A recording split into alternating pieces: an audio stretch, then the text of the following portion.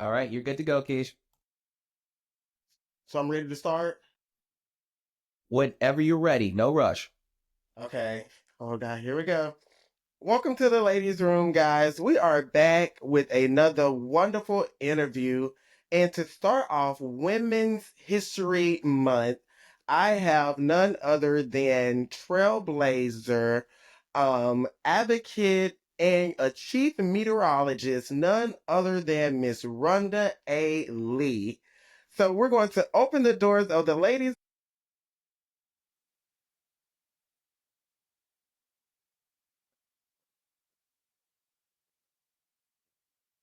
Did it? Hello? Hi, I can hear you. You're good. Okay. So yes, we're gonna get started talking here in the ladies' room. Miss Rhonda, how are you today? Oh my gosh, I am absolutely amazing. Thank you so much for asking. Very so. Thank you so much for coming on. I know you're very busy. I know you have a very busy schedule, but I just want to say take the time out to have a little conversation with you about your hair and how your hair got you in the hot seat. Your hair got you. That's kind of good. That was that level of that you had where I changed my life around. But like it's just like it's amazing. It's just so amazing that like your hair would get you in trouble. that's I don't come back about my head. Yeah, in that part of is always been kind of a weird thing. I could go back as far as maybe about 2 or 3 years before I decided to even study meteorologist. I was Hmm. actually behind the scenes in news in Memphis, Okay. Tennessee. I was a assignment manager, so I was the one who send the reporters out on breaking news or try to find stories and solution. And so I decided once I decided I wanted to transition into being a meteorologist. I Hmm. had a set folks up to this day I still consider to be one of my mentors. Okay. But I told my mom had never considered wearing a wig. And I said, no, my hair's not wearing. And I said, this is one of these kinds of, I had something about come to Jesus over lunch at over Hmm. Hmm. tacos in Tennessee. And they both said, and they were both on air. And I thought it was one of these, it was going to be an encouraging, hey, congratulations on getting into weather school kind of thing for me. Because sidebar with that, I started going back into weather. I've always been into news my whole life, Okay. but Okay. I Okay. decided to go into weather. And about 10 years after leaving or after getting my degree, and they said, well, we want to encourage you, but we just want to let you know that realistically, there's a good chance you won't be hired because of your hair. And at first, What? I was completely confused. I'm like, what are you talking about? And they said, well, What? business where, you need to have longer hair. These directors like their women to have longer hair. And I'm sitting here trying to hold back tears because it's like I could not win. I'm already a black woman doing weather. Hmm. Um, Hmm. I now have to worry about trying to look a particular way that's not biologically comfortable, if you will. But I'm glad I didn't listen, to be honest. And I looked at wigs. I thought a wig might be an interesting change, but for me, I guess in a way I'm so self-conscious that I thought, what if I go to the supermarket and folks will say things like, you look just like the lady on TV, but she has longer hair. And then I have to say, hi, it is me. And it was just going to be a big thing. No, and I didn't want to go through all that. So I just decided to go out in the world with the hair on my head, which apparently was a little hard to do a lot of times. But I'll be honest with you, I didn't get a ton of pushback, at least not from white news directors, which I think Hmm. a lot of Hmm. people would think would be the other way around. But Yeah. that's Yeah. not the Yeah. case. It was the Actually, other it's way more so around. black was most definitely the other way around. Oh. I was denied a job in Sacramento from a black news director once who told me that my hair was too aggressive for Sacramento. Aggressive. And this is the way it went. I was about to say, what was Aggressive. the That was the style? term. That It was was what just he a said. regular That was style. It was just like a regular style. it's this. It's what I have now. It's similar to this. That's what Hmm. it's for. Now, if I think about it, I had a closer June brown eye. It was not as long. It was still Uh-huh. closer. It was like here a little shorter. But anyway, he told me that my house too aggressive for Sacramento, and that there's a chance the farmers there might not accept my forecasting because they would be too distracted by my hair. Oh, So whoa. if I ever write a book, that the title of my book is going to be "My Hair is Too Aggressive for Sacramento" and Other Tales. I mean, I don't even know what too aggressive hair is, Mean? but yeah, Like, that what does was the that black news mean? director. I Like have that? no idea. Like what we protest signs hanging out. I don't know. I don't Oh, know. wow. That's That's what. that's So yeah, now that is different. That's very different. That is yeah, very it is different. very strange. And Very, on the very second different. time, I was supposed to get a job in New York City, or full-time job. I Hmm. have worked in New York. I was freelancing. And another black news director told me that she was told by her higher ups that they wanted to make me permanent, that I needed to grow my hair out. So I said, well, I've been meaning to grow my hair out anyway. And Hmm. right before, I thought, yeah, Yeah, yeah, I mean, yeah. not the thing that here, Pressed out. you know, Pressed black out. hair, well, Yes, it's right, pressed black out. hair goes up towards God, and it's my Yeah. go back towards the floor, so my hair was closer to God. I had this little teeny little afro I was so proud of. I'd grown it out long enough to push it back, put a band on it, puff it out. Hmm. That is not what they meant. And so, ergo, I did not get the full-time job in New York City. However, they did hire a black woman with long hair down there, straight. Oh. So the message was very, very clear to me that my hair was going to be an issue. And then, the big hair raising story. I don't know if you want to ask me about that later or not, Yes, but I then the do. thing that, Yes, I definitely want to talk yeah, about that. I definitely want to talk about that. But to start this all off, Miss Rhonda, I want us to know what sparked your interest in broadcasting meteorology. Was it always a dream for you, or was it just something that kind of like fell in your lap and you was like, okay, I'll go through this door? Explain that to me. the answer again is yes. The answer is yes. It is both of those two things. My parents used to tell me that I was a little girl, for example, one time. They were big looky-loos in Texas. I was born in Dallas, and Okay, they okay. were, for whatever reason, in Amarillo. I don't know why they were in Amarillo, but they were. And a tornado apparently had gone through recently, and there was still debris hanging through the trees. And they said they heard a tiny voice in the back seat saying, "Oh, mommy, daddy, tornado, tornado, tornado." I was pointing to the debris rather, and they Uh-huh. said, "Oh, maybe one day she'll be a weather girl." And here I am, a Yes, you meteorologist. are. Yes, you And are. so I did it. But the part where it fell into my lap was again, as I mentioned before, I used to live in Memphis, and Okay. um, I was behind the scenes, and I would Mhm. send people out to do their stories, and I would also set up live shots for our meteorologists. I made sure that they were out doing live stories, that sort of thing. So Mhm. one Christmas, we went to see the low lights at Graceland get lit, Elvis Presley's house, and I Uh-huh. was Uh-huh. directing traffic. I was getting interviews for a live shot because I was on the other side, so I wanted to see how the live shot got done after I left it. So I was allowed out of it's a field trip for me. Came back with the meteorologist. I rode back with him to the station, and he says, "Rhonda, why aren't you a meteorologist?" And I said, "Oh my God, it's only my lifelong dream, but I got sidetracked doing doing news instead of weather." And so he's like, "I'm going to help you get your degree." I'm like, "No way. No, I've already been out for 10 years." He's like, "No, no, no. You have a great personality. It's very clear. You love weather. You need to be a meteorologist." I poo-pooed it. Next thing I know, he's like, "So have you applied?" And he said, "I'm going to help you apply." He did it. He followed through with helping me. Yes, Um, yes. and next thing I know, I finished up the weather curriculum at Mississippi State University, and I've been on TV now doing weather for, oh my gosh, I guess about 13 or 14 years now. So That's I owe really my awesome. career to Elvis Presley of all people. So that's That's how I ended up in weather. okay. So, how long is the curriculum for like weather? How long does it take to go through school? Well, you can get a 4-year degree just like you'd get Okay. anywhere else, any Okay. other degree. But I went back, so I already had some credits in the pot, so to speak. So Hmm. I went it for another 3 years. And nowadays, and this was now, gosh, what was that? I guess I finished up in '09. Was it Okay. '08? '09, I believe it was.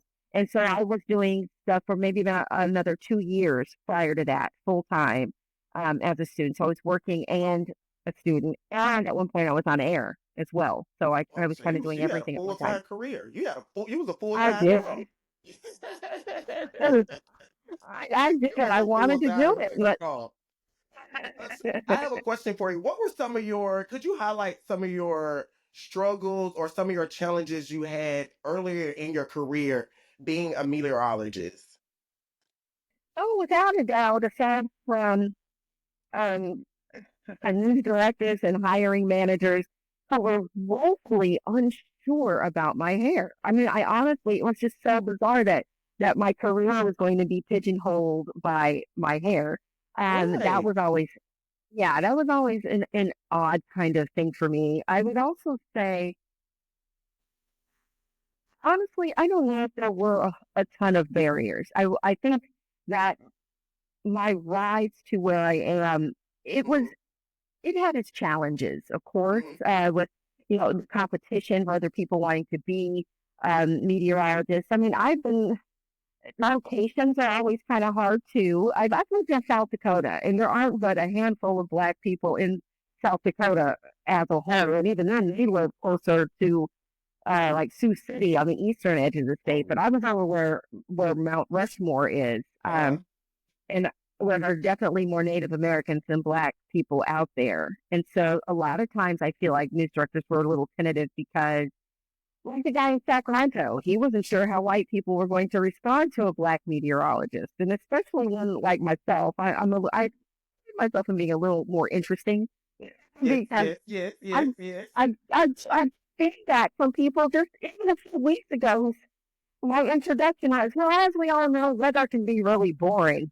Well, the link is here. Like, what? I don't know. It was like, I thought it was interesting myself. So, well, going into this perception of having to prove myself has always been huge. Um, I've had some meteorologists, chief meteorologists, who did not like me just simply because it became very clear to me I may be perceived as a threat to them. And it's like I've never wanted their job in the first place, I'm just but here for trying to do. some I'm just here reason, trying to do what I do. I'm just trying to do what I do. I applied for the job that was there, not your job. I applied for Right, the job right. that you offered, you know. So I think that there can be that kind of insecurity among folks and that kind of competition. But I feel like that's probably from just about any job.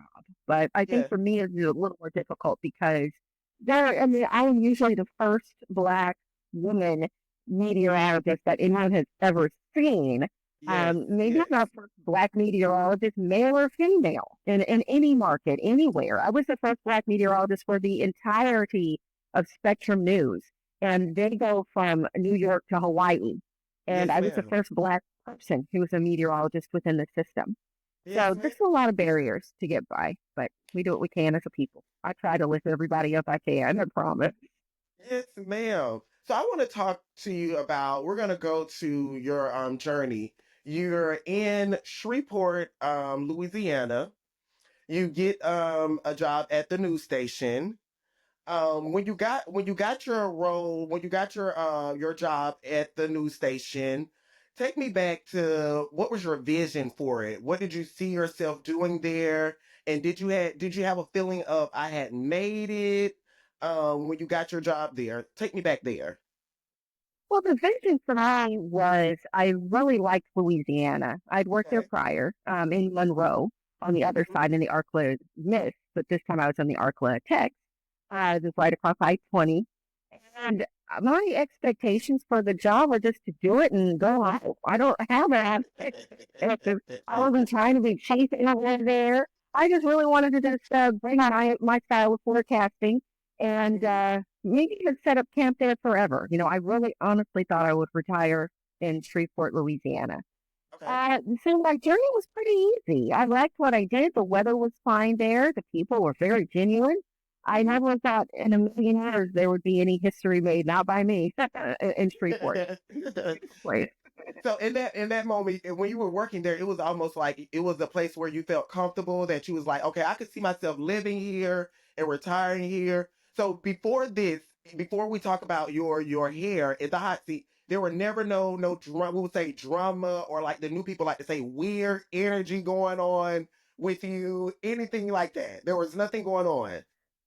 Not me personally, weird energy wise. I think that because the area is what the area is, there was Hmm. always, I'll be honest with you, during my interview for that job, I was told that there's a white station in town and there's a black station in town, and I was being considered for what is known as the white station.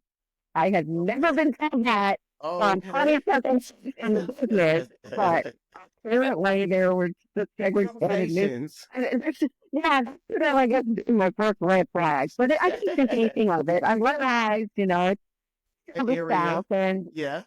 yeah, when you really think about it, we're not that far removed from slavery. I Yes. really aren't. My other degree in college also was American ethnic studies.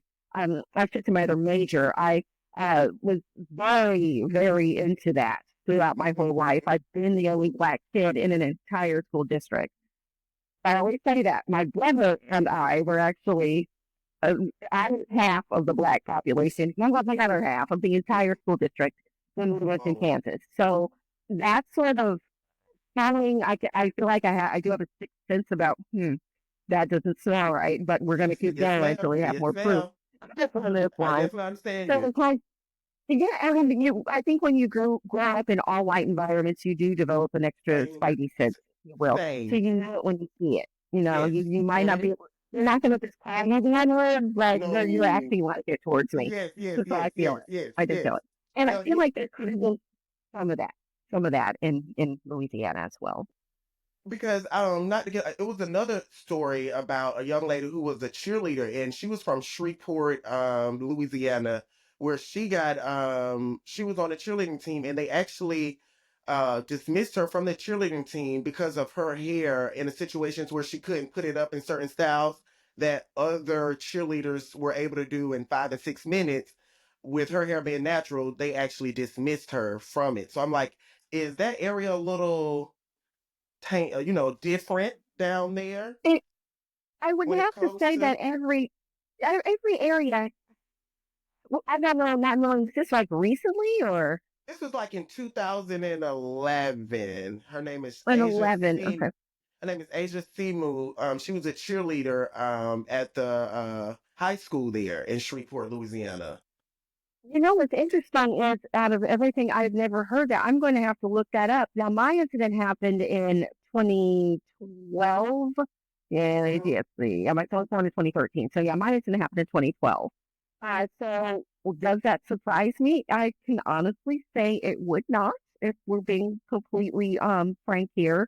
And since it did precede what happened to me, there Hmm. is that possibility, but obviously I can't really speak on her experience. But as far as Hmm. I'm concerned, I honestly didn't get a huge racist vibe from the whole incident at all. Hmm. And kind of another little fun fact, if you will, my hair incident was actually secondary. I was, well, your piece still up. I was actually part of, how do I even word this? The hair incident for me it came second. Let's just put it Okay. like that. Initially, I had to go to my bosses about a different Facebook comment, and it had to do with what we call the 3 minute smile. Every holiday, the station used to pick three kids completely at random. I say the station was Hmm. actually a computer program that picked three kids at random whose parents signed them up to run through the aisles of a local store. I believe it was something like a Walmart. And they will get 3 minutes to take an empty basket at Christmas and just take all the toys they possibly can. And the anchors help and bring in the other carts and help them put toys in the basket. It's really great. So that particular year, Shreveport is, I believe, over 50% black. And so that particular year, there were three black kids selected. And for some reason, there were people in the community who thought that the fix was in, which is nonsense. These are just kids getting toys. Right, right. That we were told to actually respond to any Facebook posts that we saw about that. And I did because no one else had. And it's one guy had said, what is this? KSLA, which was the black station. Station. I'm saying, and there are these black kids being selected for the 3 minute smile this year. And I politely told them, well, first of all, you have a funny way of wishing everybody a Merry Christmas. And thirdly, these kids were picked at random from a computer. So, if you think the fix is in, it really isn't. And that's why I left that. And I went to our news director and I said, we're getting some racist comments about the kids who were selected for this contest. And she said, don't worry about it. and they let it go. But fast forward to my hair incident, Yes, because my yes. Facebook post, seeing around the world talking about how I was proud to be Black and I was proud to represent the kids who look like me.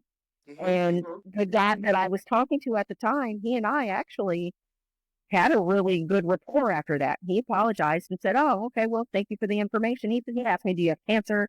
That was a strange thing to ask somebody, but he said, "Are you Right. sick? Do you have cancer?" You know, men wouldn't be able to do this. And I explained to him also at the time I was training for a marathon.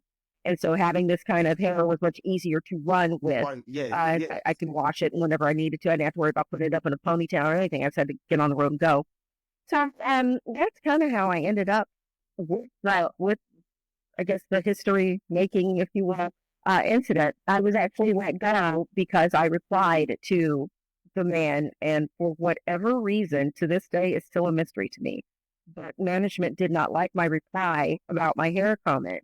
And that was actually the second time that I had to deal with that kind of racism outwardly on our social media.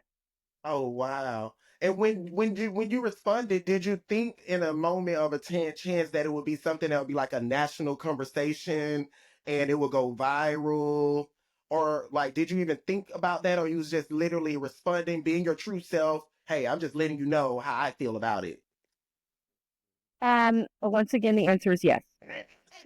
Every time I get on social media, you have to kind of show it thinking, okay, I don't want this to go viral. I don't want to test this man out. I need to be as professional as I can and make sure that my answer does have an element of education with it. You honestly just did not know. And again, like I said before, being the first Black person or first Black woman on air, people don't know what to expect. People don't know what they're looking at That's right off true. the bat.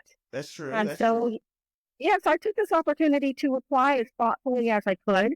I didn't I sent out that message right away. I actually thought about it, but it probably took me an hour and a half just to craft that 2 or 3 paragraphs or whatever that I wrote. So it was a teachable moment. The person I wrote it to took it as a teachable moment. For whatever reason, the station, that was the line. That was it. That's what they did not want crossed. Um, and honestly, I remember when I was getting fired, there was another gentleman at our station who was the victim, and I will say the victim of a lot of, I guess, what we would call homophobic responses or remarks to him on his Facebook. I mean, all kinds of just unsavory jokes, Oh, we'll put it.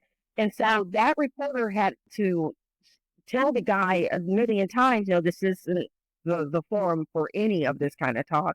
And he had also gone to management multiple times asking for management to block him.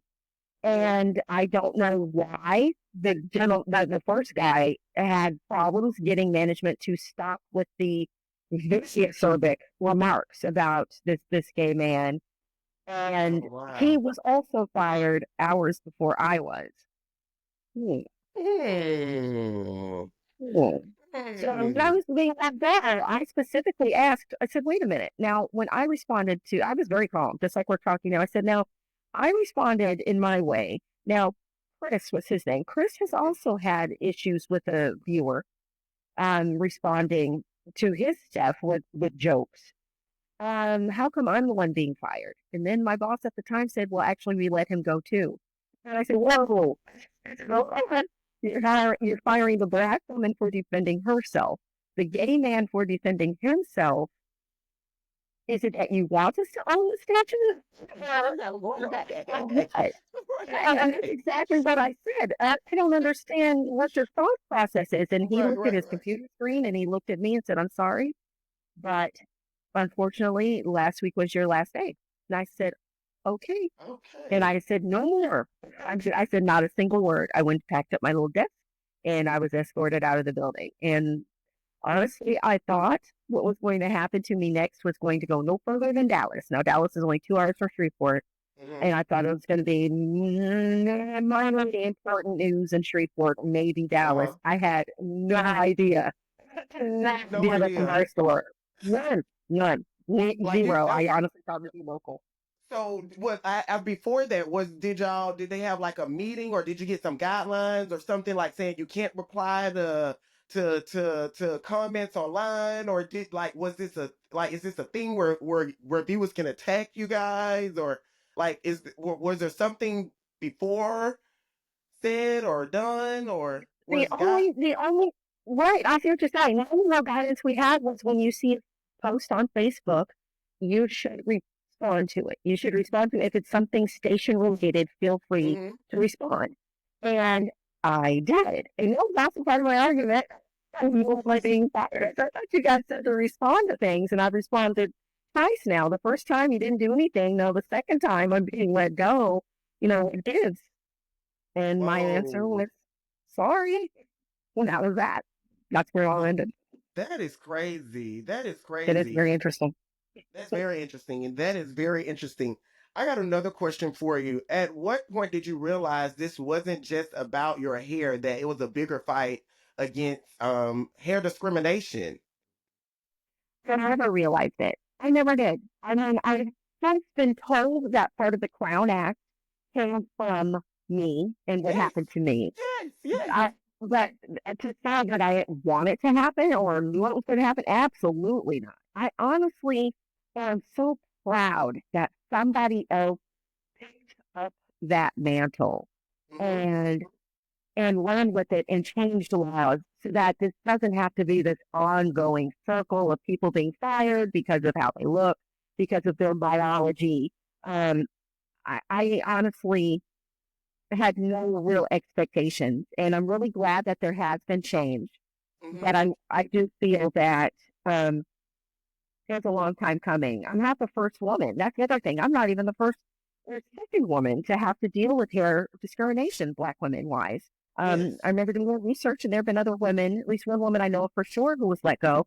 And also, Oprah has a very interesting story about also processing her hair to a point where yes. she had to wear wigs because her hair fell out because her scalp was all scabbed, you know.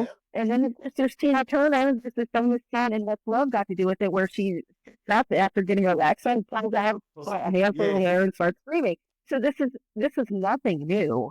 Black women trying to acquiesce to a standard of beauty that goes past biology. Hmm. So it's just unfortunate, but fortunate at the same time that social media has brought it to our attention. So social media is not always bad. It can be a source for good as long as we maintain that. That is true. That is so true. So when you found out that there was a buzz going on in the streets and that you were a part of the Crown Act and things being passed and all that, how did you find out about this? Did somebody say, "Hey, Miss Rhonda, turn on the TV. Look what's going on," or did somebody email you and say, "Girl, you're a part of Louisiana changing the laws when it comes to their hair do's and don'ts." How did that feel, and what did you get from that? It was absolutely terrifying.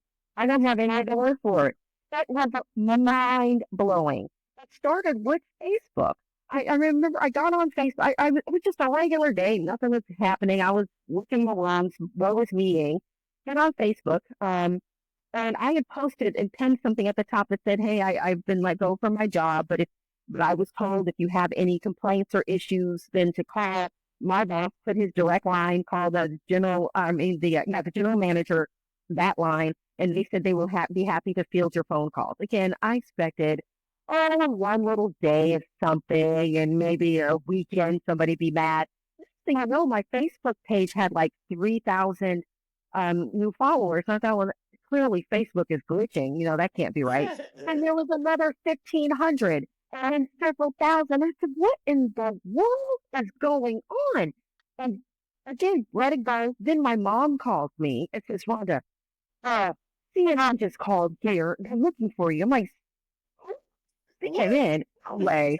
I didn't see it. And I said, she's like, "No, I was a producer."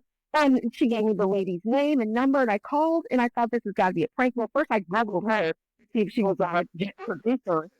It turns out she was. I'm like, no way.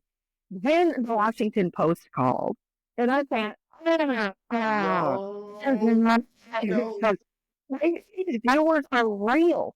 Then Mhm. these new Facebook followers are real. And then I start, my friends at the station were like, the phone won't stop ringing. They broke out the phone system here. And then I looked on their Facebook page, the station's Facebook page. Uh-huh. Every single comment said, "We are in support of Rhonda Lee. You should not have fired her." And of course, now I'm like crying because all of this was happening within a matter of hours. And I'm Oh, thinking, oh. everybody find out what is going on. Come to Uh-huh. find out, God bless this man named Richard Prince, who's still around. He's a long time law school journalist who had a blog of some kind that he put out Mhm. on Facebook, put out my information about what was happening to me with my hair, and folks from all walks of life, from literally every continent except Antarctica, and that might not even be true. I think there might have been somebody from a scientist with other from Antarctica. Every continent checked in with support. That's what I tell you, it was mind blowing. At one point, and that's how I got to talk to Soledad O'Brien. CNN Mhm. sent a car to Shreveport and sent me to Dallas to do a 6 a.m. live shot on her morning show, and she was on there. Next thing you know, a satellite truck had pulled up in my driveway, and that was for MSNBC to do several live hits with me during the day. The Mhm. View called and wanted to have me on live. Steve Harvey, when he had his talk show, Uh-huh. flew me to Uh-huh. Chicago, and I was on his show. And it was great because that actually aired in our market in Shreveport on a different station. So the eyes went to somewhere else. I'll be honest, Yeah, that was yeah, they kind of got to see interesting. that. They got to see But that. yeah, they did. And you was on our network. So there was a big old picture of me right behind Whoopi Goldberg talking about reporter, call me reporter, but that's okay. From Shreveport, Louisiana, was fired for defending her natural hair. There's my picture on Hot Topics on the visual. Yes. And, and I was verified that. Shop anywhere else. And honestly, I did see another difference there where, Mhm. you hear people who tragic things happen to them and they get hired right away by somebody else. It took me 2 years. Nobody would Okay. touch me in the news business. Nobody. And it was Whoa. right around that time where Michael Brown, when Ferguson was taking Mhm. place. Mhm. Mhm. So there was at least that kind of racial awareness. Black Lives Matter was in full force. Trayvon Martin's verdict, well, his incident and the verdict were around that time as well. So there were a lot of Black issues. The term woke, which for some reason has been turned into a dirty word, which I hate. Don't say that. Mhm. No, woke is what it is. And Black folks made it up, and like I Mhm. said, that it became a rallying cry for I think the wrong reason, and that Right. really Right. hurt Right. me. But that's when that term became popularized. So there were the whole Black Lives Matter movement and my hair incident coincided. That and other instances I was hearing of Black women being shunned for the hair that they have on their head. So it was kind of a perfect storm. And I Mhm. never Mhm. expected in a million years that I would be somewhat in the center of that. It was the same week that Susan Rice was having issues as Mhm. well. So it was Susan Rice and them were having a very bad day. And somebody wrote that. There's an actual article that says Susan Rice and Randall Rice having a bad day. And the fact I'm in the same sentence as Susan Rice is still mind boggling. But I think that since so much good came from it, the end result was positive, and I'm glad to have been a part of such an important movement that went worldwide. That was the other thing. Yes, that it was a very worldwide moment. So in that, okay, so you went through this moment, you did your interviews within those 2 years of you working and getting finding work. What were you doing? What was like a day for you around that time of you getting back into the field? Were you still practicing? Were you still doing anything? What were you doing around that time?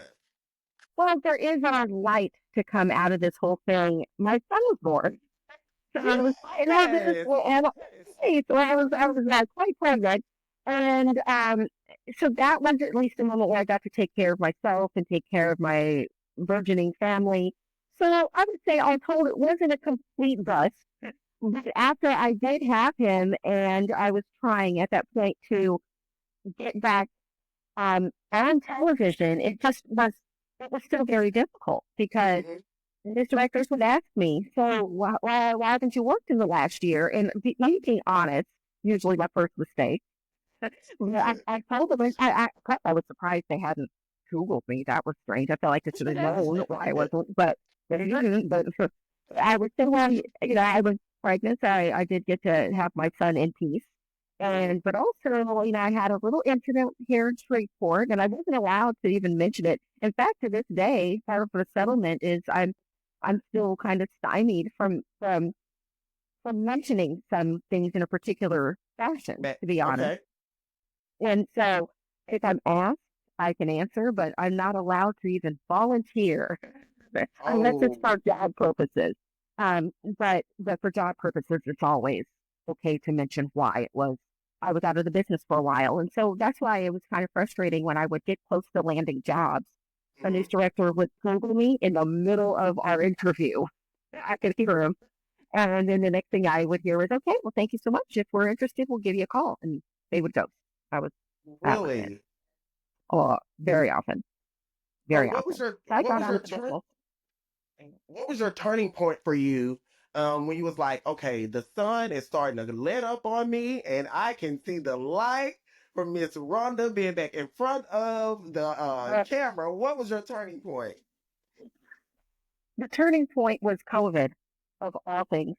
Of all things, again, I had pretty much got out of business. I said, "There's no way I want to keep doing this. Every time I turn around, I'm being let go for some arbitrary reason, or I'm just not in the mood to deal with it. I need a steady income."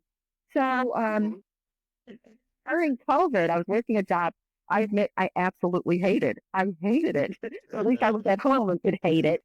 One day out of nowhere, out of complete nowhere, I got Mhm. a message. It was your text.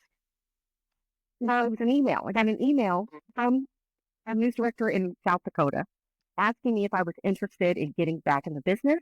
He saw my old reel from when I was in Seattle working on air, and he thought I'd be a great match for South Dakota. And he tried to sell me on all the beauty. He was like the Chamber of Commerce. It's beautiful out here. You get all the weather sometime on one day, and he was right about that. Um, but if you're interested, I'd love to consider you for a job. And I thought, who's this guy? Why is he? This is strange. And I kid you not, less than a week later, I also heard from another station out of nowhere. Mind you, these were jobs I was not applying for, in Charlotte, and then for a national outlet as well. And I thought, is this a joke? I haven't put out a single feeler, but yet I had these three opportunities. Actually, I had four. I forgot about the other one in Oklahoma. All this stuff literally got just still, I mean, all of a sudden, just fell right in my Fell in lap your lap. and on my lap. And I got offered three different jobs, not just offers. And so to tell you, how did I get back in the business? I don't know. It fell and it fell. It's just COVID. I guess kind of just came in out of nowhere. And so the So funny thing is, now looking back, here we are. yes. So what piece of advice would you give your younger self? I would say this. What piece of advice would you give yourself early in your career when you was in Shreveport that you would tell yourself today? Oh man, that's an excellent question. Shreveport Rhonda, I would tell her, I would honestly tell my old self to take it slow. I was in such a rush to try to save my reputation. So I didn't want to be seen as some troublesome person. I Or don't think aggressive, like what the guy said, aggressive. Aggressive. very Yes, yes, aggressive, right? yes. And I would tell myself to enjoy the time that I have with my son. Because I'll be Mhm, honest with you, I did not. I felt like even though, I had a shower for his birth and the whole process of going to doctors and sonograms and all the fun that goes along with having a baby. I don't think I took full advantage of that just because I was so afraid for my own future. mhm. Um, I think I really did lose the forest from the trees. And I would tell myself to don't worry about it. Things are going to be fine. Of course, everything is hindsight. But I really wish I had taken more time to slow down and not worry about that part of the future so Mm-hmm. much. Mm-hmm. Because Mm-hmm. I do think I missed a lot of time that I will never have again. So always just kind of remember that. Now, obviously, there are people who can't do that, but I would say be realistic. Be Yes. realistic. These things are not going to fall into your lap. Um, and although, and I think I expected them to, because I'd seen it happen for others.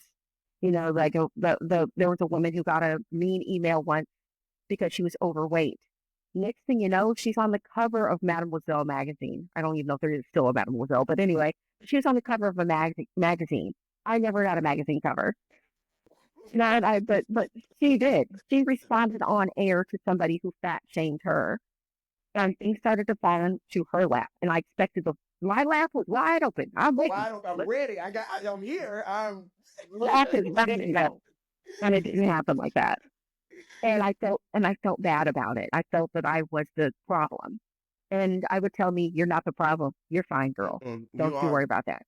You're going to be just fine." So, what a question I have for you? What piece of advice would you give um, a woman who's in a professional field who's trying to live up to unrealistic beauty standards? What piece of advice would you give them in your field when it comes to hair? I feel like my advice would be that the work has already been done for you. Amen. You should not be putting up with this. You should seek help immediately. And I know this is a climate now where DEI is the other dirty word, but it's not. It is not a dirty word. You are beautiful. I would tell that person, male, female, or otherwise, because black men have hair issues too. They Yes, most yes, certainly yes. do. Yes, The ma'am. discrimination. Certainly, Yes, you know, my son ma'am. has dread, Yes, and oh, yes, it is. I will never in a million years tell him to cut that stuff off. Because folks are, you know, they'll tell you you're unprofessional. No, you are not unprofessional. You are beautiful, and you've done everything that you were supposed to do. That people have been put through the ringer so that you can be successful. Reach out to those people to get help.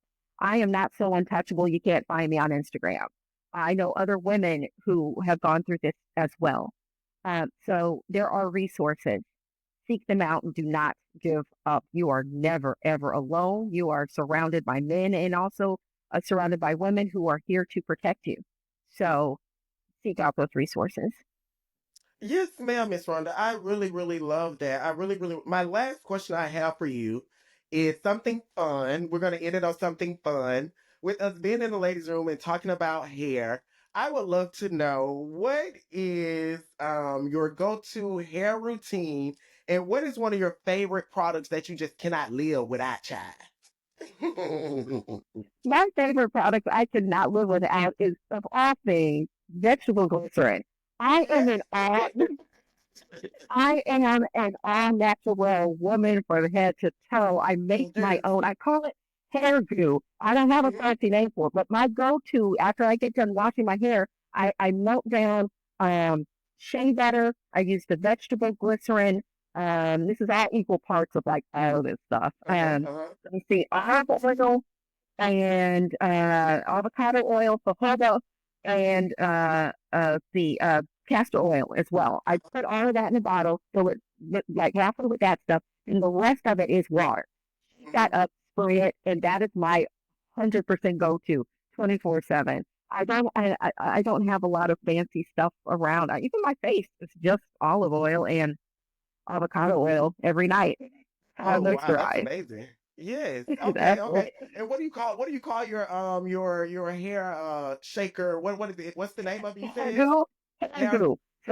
Or sometimes I call it my hairspray. It does not Mhm. have a fancy name. It is not available in stores, honey. It is available from my kitchen table to yours if you want it. All I'll send right you some. now. We love that. We love the kitchen table to your Miss Rhonda, I just want to tell you this has been amazing. This has been really, really fun talking to you about Good. your hair journey and how you helped shape and change the hair laws of Louisiana, the Crown Act. and all of your trailblazing and hair advocacy. I just want to say thank you. And also, I just want to say, with it being Women History Month, to being the first Black chief meteorologist in upstate New York, right? And you're in upstate New. Where are you And located at? upstate, well, every town north of New York City is considered upstate, north, south, east, and west. So I'm right Okay, on the okay, okay, Pennsylvania line right now. So yeah, okay. Okay, and I just want to say congratulations on being the first Black chief meteorologist and also being a trailblazer and all you do for what you've done for the hair community. Here in the ladies' room, we say thank you so much. Me and the roomies, we say thank you so much. This has been so fun, Miss Rhonda. But now it's time to close the doors of the ladies' room. Let that everybody perfect in say speech. amen. Thank you. And Amen. remember, guys out there, keep your hair healthy and your edges laid. Good night. Thank you, Ms.